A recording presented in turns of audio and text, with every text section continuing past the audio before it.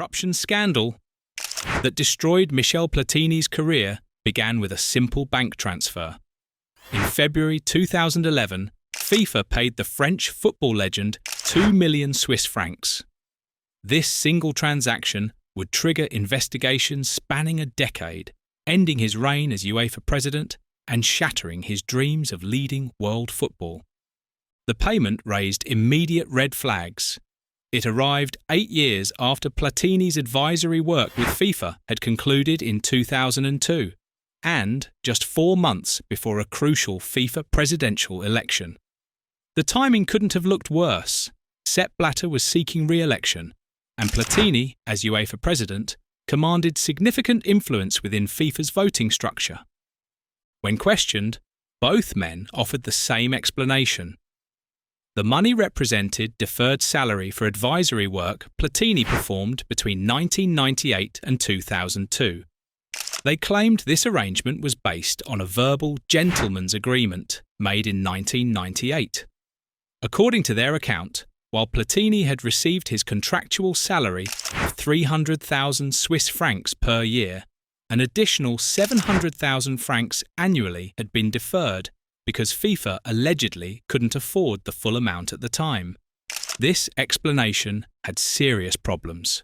First, there was no documentation supporting this supposed verbal agreement. Nothing in FIFA's accounts, no memos, no paper trail whatsoever.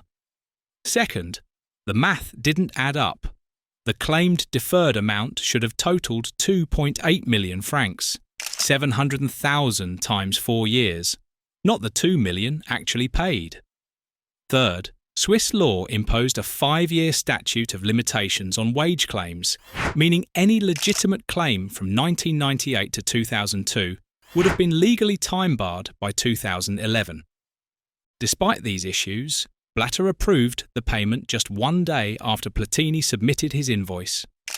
The money was transferred on February 1, 2011, completing a transaction that would eventually destroy both men's careers. The Swiss office of the Attorney General took notice. In September 2015, they opened formal criminal proceedings against Blatter, specifically citing the Platini payment as suspected criminal mismanagement and misappropriation. Platini was questioned as a person, between a witness and an accused. This external investigation triggered FIFA's internal disciplinary mechanism. Based on the Swiss probe, FIFA's Ethics Committee launched its own proceedings against both men in late September 2015.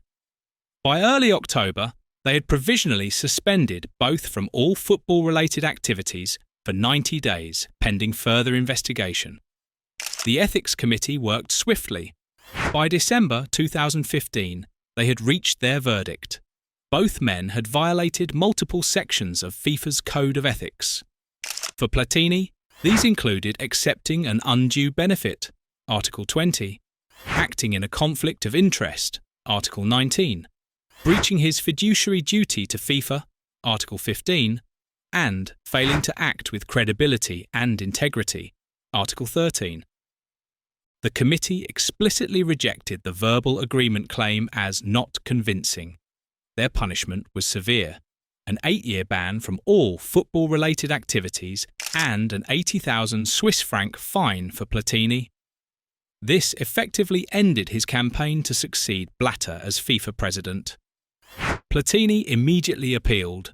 In February 2016, FIFA's appeal committee upheld the ethics violations, but reduced his ban to 6 years, citing his past services to football. Still unsatisfied, Platini took his case to the Court of Arbitration for Sport in Lausanne, the highest authority in sports disputes. In May 2016, KIS delivered its verdict. The court confirmed the fundamental findings. Platini had indeed obtained an undue advantage, violating Article 20, and acted in a conflict of interest, violating Article 19. However, they deemed the 6-year suspension too severe and reduced it to 4 years. The court justified maintaining a severe sanction by citing Platini's high positions as FIFA vice president and UEFA president, his absence of any repentance, and the significant damage the affair had inflicted on FIFA's reputation. They also noted that Platini had benefited from an extension of a FIFA pension plan to which he was not entitled, adding another element to the finding of undue advantage. This ruling proved fatal to Platini's administrative career, with his ban extending beyond his UEFA mandate, due to expire in 2019. He had no choice but to resign as UEFA president, a position he had held since 2007. The path to FIFA's presidency, once seemingly assured, had been permanently blocked. Platini wasn't finished fighting. He appealed to the European Court of Human Rights, ECHR, arguing violations of his fundamental rights under the European Convention. But in March 2020, the ECHR declared his application inadmissible, finding his complaints manifestly ill-founded. The court acknowledged that sanctions imposed by a private association like FIFA could engage the responsibility of the Swiss state through KAS rulings. However, it concluded that Platini had received adequate procedural safeguards. The ECHR agreed with KAS that a 4-year ban was neither excessive nor arbitrary, given the seriousness of his misconduct, his high position, and the need to restore FIFA's reputation. Crucially, the ECHR distinguished between sports disciplinary measures and criminal penalties, explicitly stating that FIFA's ban was a disciplinary sanction for breaching internal rules applicable to a specific group FIFA officials, not a criminal offence under the convention. Meanwhile, the Swiss criminal investigation continued. In November 2021, prosecutors indicted both Platini and Blatter on charges of fraud, criminal mismanagement, misappropriation, and forgery, all related to the 2 million franc payment. They sought suspended prison sentences of 20 months for both men. The first criminal trial took place in Bellinzona in June-July 2022. After an 11-day hearing, the Federal Criminal Court acquitted both men on all charges. The judgment invoked in dubio pro reo. When in doubt, favour the accused, concluding prosecutors had failed to prove their case to the required standard of certainty. Swiss authorities appealed this verdict.